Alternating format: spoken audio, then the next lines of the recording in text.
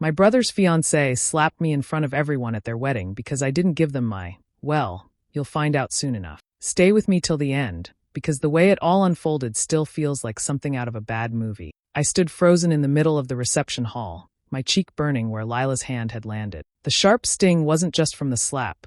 It was from the 100 pairs of eyes locked on me, some wide with shock, others narrowing in judgment. My drink slipped from my hand, splashing cold liquid down the front of my dress. But I barely noticed. The music had stopped. The chatter had gone silent. All I could hear was the rush of my own heartbeat in my ears. Lila, standing there in her perfect white gown, didn't even look sorry. She glared at me like I had just ruined her life. "You just couldn't let me have this one thing, could you?" she spat, her voice carrying across the room. And then, as if her slap wasn't enough, she announced for everyone to hear. She refused to give me something that was supposed to be part of this wedding. She's selfish. I turned to my brother, Daniel, desperate for him to step in, to defend me, to at least ask what really happened. But instead, his face twisted in anger, not at Lila, but at me. "You could have just given it to her, Emily," he said, his tone low but laced with fury. My stomach dropped. I could feel the weight of the stares from relatives, family friends, even people I barely knew. Whispers started to ripple through the crowd. I wanted to explain myself, to tell them all the truth right then and there. But my throat tightened, my voice caught, and the humiliation glued my feet to the floor. The necklace. That's what this was about. My mother's sapphire necklace. The only thing I had left from her after she and my father passed away. The one she wore on her wedding day. The one I'd kept safe all these years. Lila had asked for it weeks ago, saying it would complete her bridal look. I had told her no, gently but firmly. It wasn't about money or style. It was about memory, about holding on to the one piece of my mother that still felt alive. But here I was, being painted as the villain in front of every guest they had invited. My hands trembled as I grabbed my clutch and turned away from the table. The air outside hit me like a wall. I could still hear the muffled voices from inside, the laughter starting up again like nothing had happened. My cheek throbbed, but it was my heart that hurt more. Standing alone under the fading evening light, I realized something painful. My own brother would rather humiliate me than stand up to his new wife. And in that moment, I knew. This wedding wasn't just the end of his single life. It was the end of the relationship we once had. Daniel and I grew up in a small town in Ohio, in the kind of house where the walls carried every laugh, every argument, every late-night conversation. We were just kids when our world cracked in two. Our parents were killed in a car accident. I was 19, barely an adult myself, and Daniel was only 15. There was no discussion about what would happen next. I knew I couldn't let him be tossed into some foster system or split from the only home we had left. So I stayed.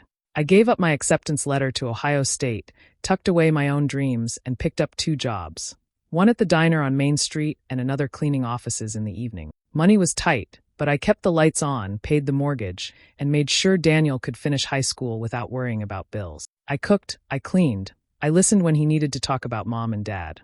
I wasn't just his sister anymore. I was everything, parent, friend, and sometimes even the nagging voice telling him to pick his socks up off the floor. We had a bond, one built on survival and trust.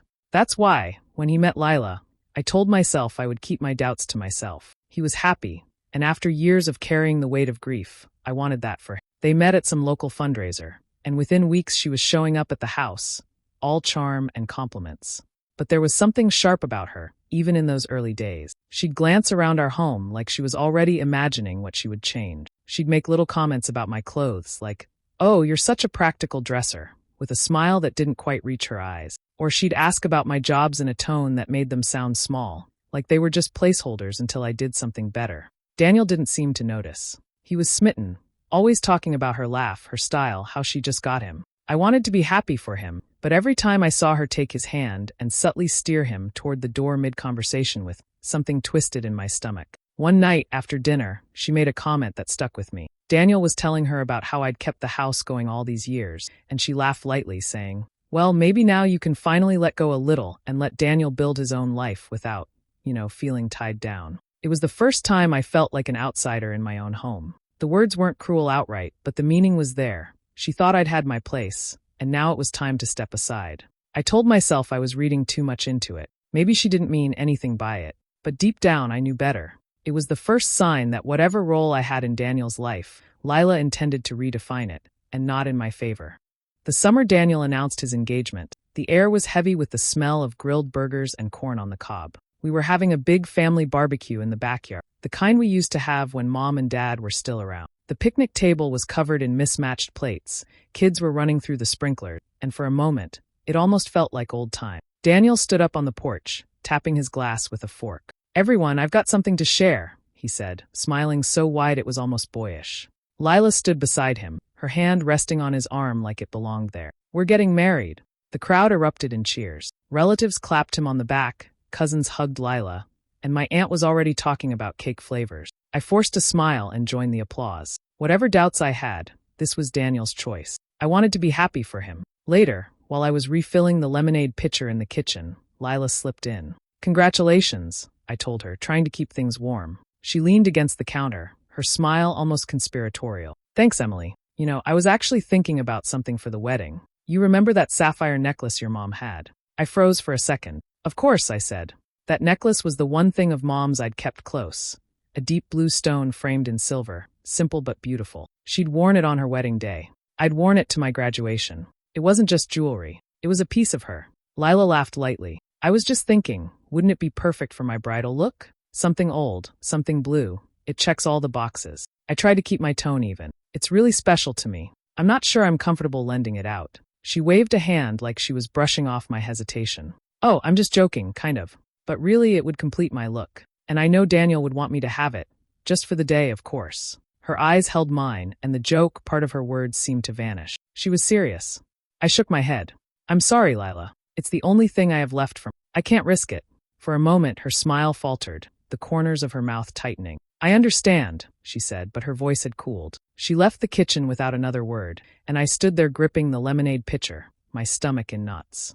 Out on the porch, she rejoined Daniel, slipping her arm through his. He glanced over at me with a curious look, like maybe she'd already whispered something in his. That was the first time I realized this wasn't just about a necklace. It was about control, about how far she could push, and whether Daniel would ever push back. The weeks after the barbecue felt like a slow, tightening knot in my chest. At first, I thought Lila might drop the whole necklace idea. Maybe she had just been caught up in the excitement of wedding plans. But I was wrong. The requests didn't stop.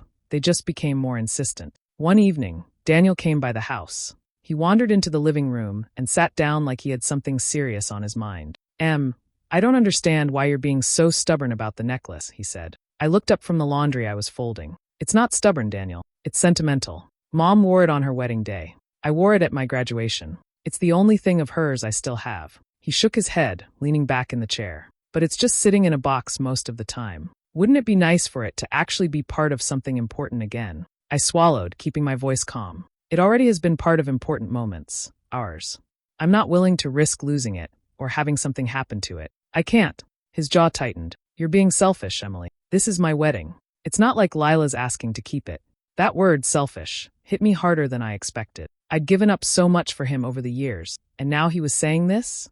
I tried to explain, again, why it mattered so much, but I could see from his expression that he wasn't listening. Over the next couple of months, Lila joined the campaign. I'd get little texts from her. It would mean so much to Daniel. Think about how beautiful it would look in the photos. It's just one day.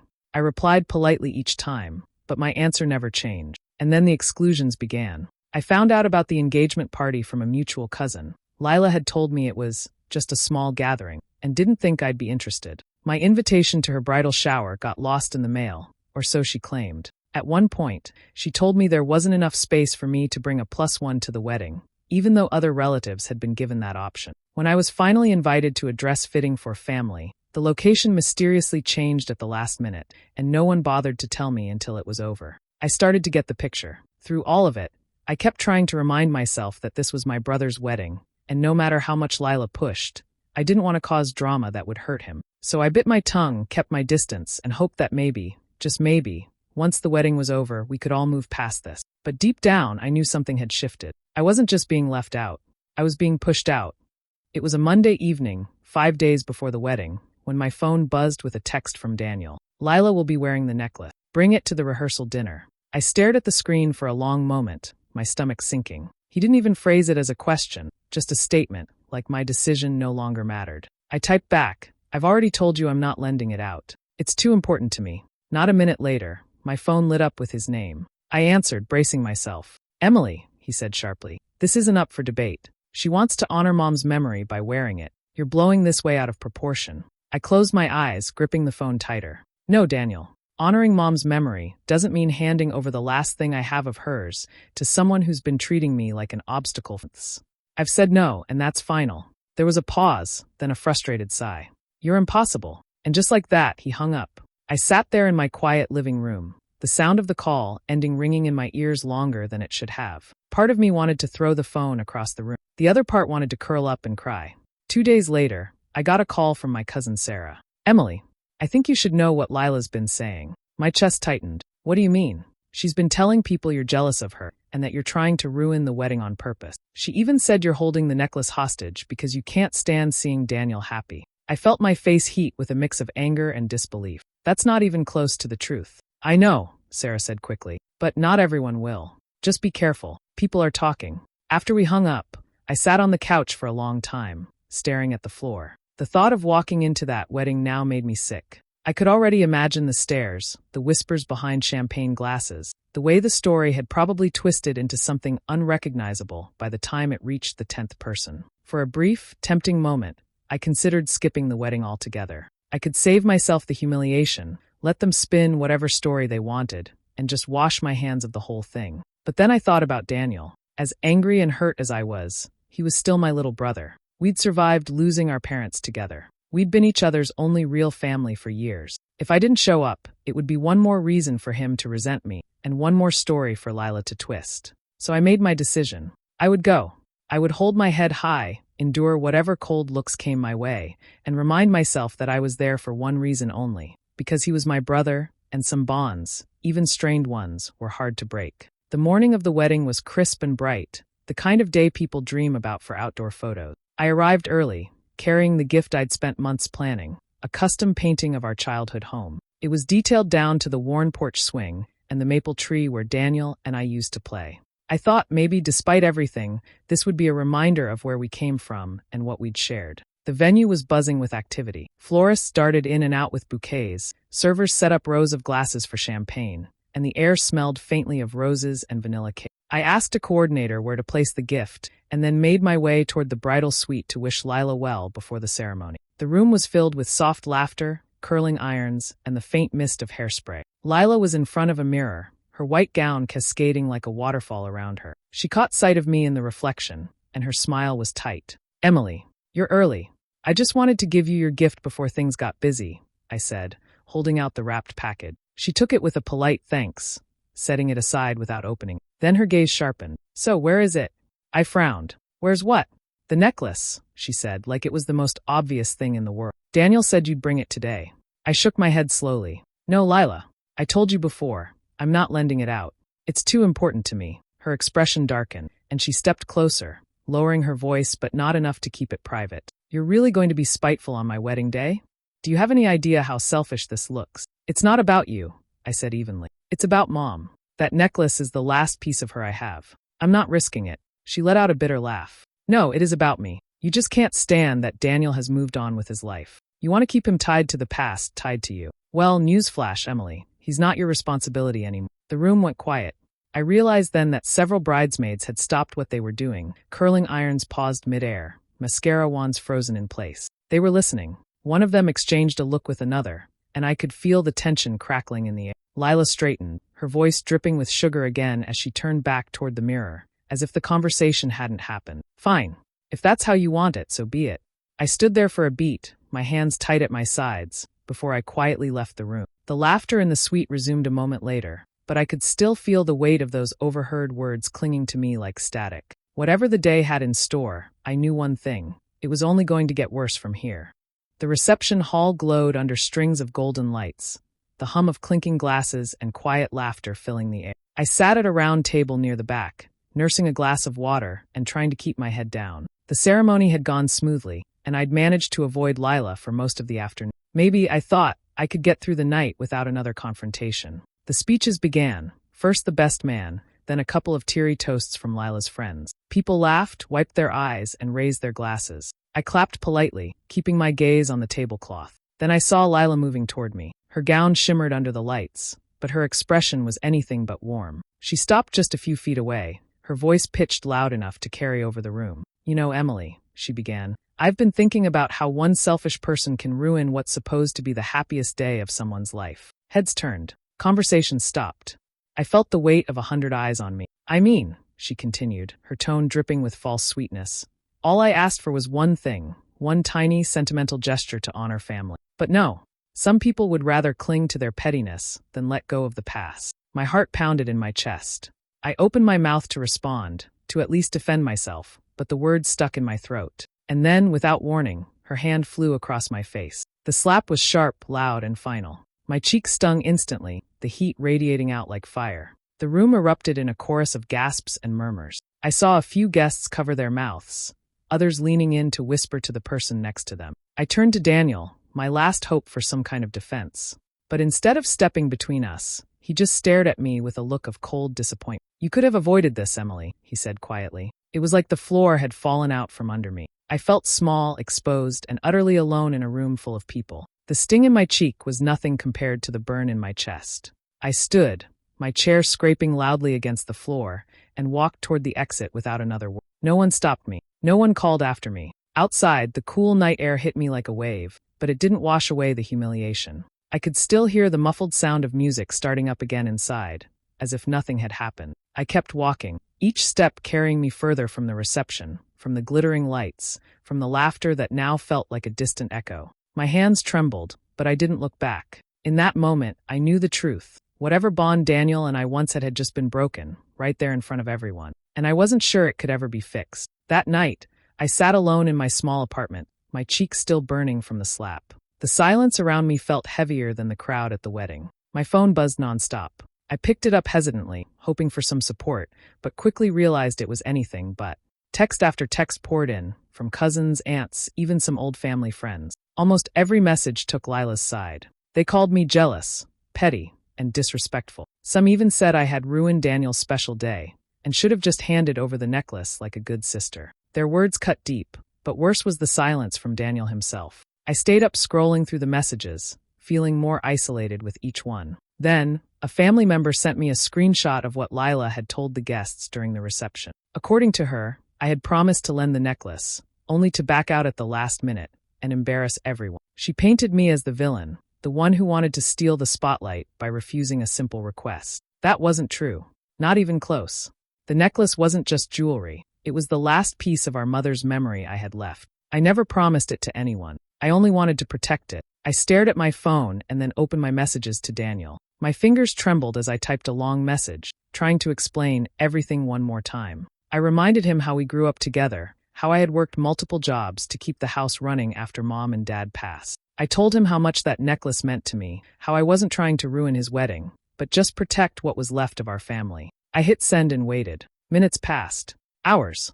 But there was no reply. Not a single word from Daniel. I tried calling once, twice. No answer. His silence screamed louder than any words could. It was in that quiet, empty moment that I realized something I had been avoiding for a long time. I was done trying to keep a relationship alive that wasn't healthy anymore. I had spent so many years sacrificing my dreams and feelings for Daniel, always hoping we'd stay close.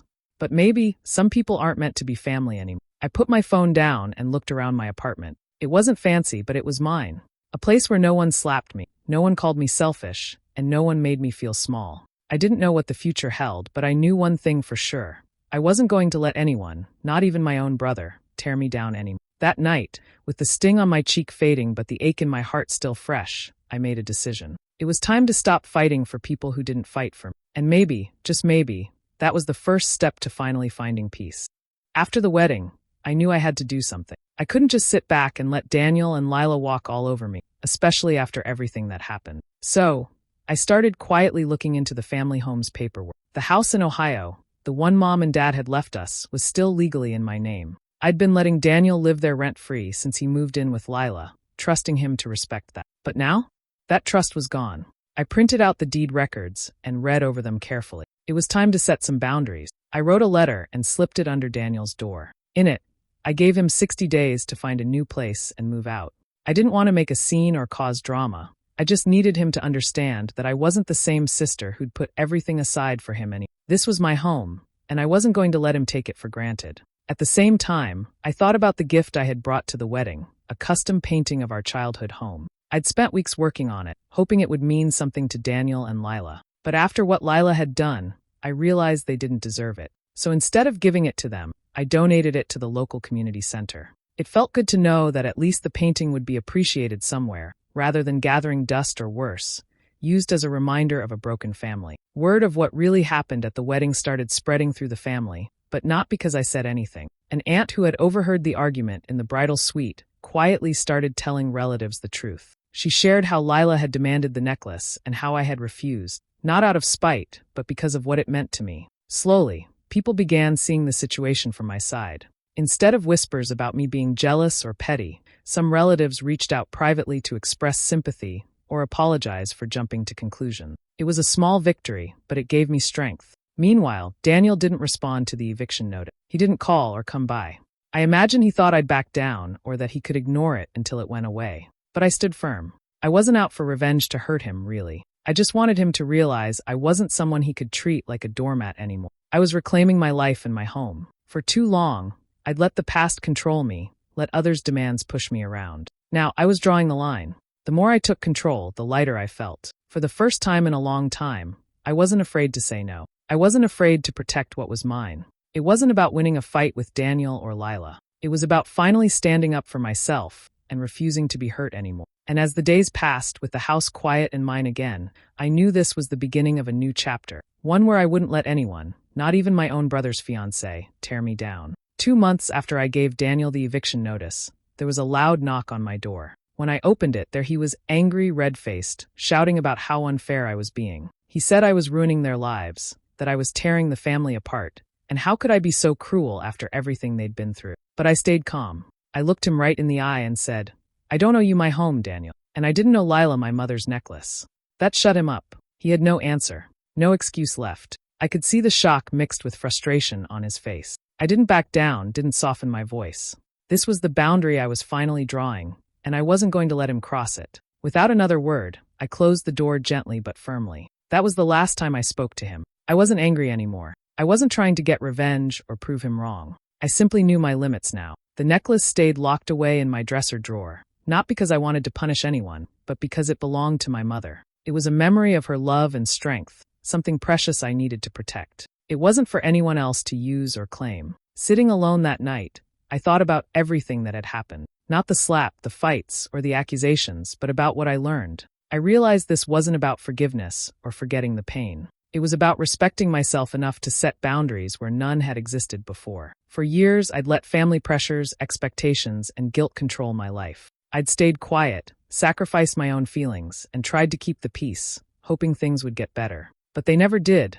Not until I stood up and said no. Not until I stopped letting people take what wasn't there. The weight I'd carried for so long began to lift. It felt like a fresh start, a new chance to live without fear or manipulation. I packed a small bag and moved into my own apartment a few days later. It wasn't big or fancy, but it was mine. For the first time in years, I had a space where I could be myself without worrying about drama or betrayal. I felt lighter, stronger, and free.